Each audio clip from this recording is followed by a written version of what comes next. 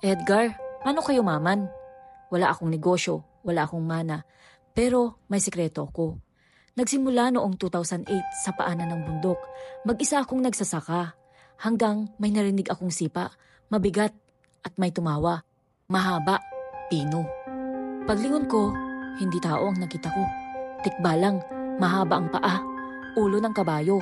Pero hindi siya umatake. Hinila niya ang buhok niya. Ginunto ang hibla. Pag-alis niya, iniwan niya yon sa lupa. Dinala ko ito sa matandang tindera ng libro. Kinilibutan siya. Huwag mong ibenta, huwag mong sunugin, itago mo. Yan ang buhok ng swerte. Simula noon, nagkapera ako. May nagbigay ng lupa, nanalo ako ng raffle, parang lahat binigay lang. Pero tuwing bagong taon, may bumabalik. Amoy lupa, mabigat ang presensya. Titigil lang siya sa gate. Pagbalik sa loob ng bahay, may bagong gintong hibla sa mesa. Parang paalala, parang tanong. Hindi ko pa rin ginagamit ang unang buhok. Nasa kahon sa ilalim ng kama ko. Pero tuwing binubuksan ko, may naririnig akong tawa mula sa gubat.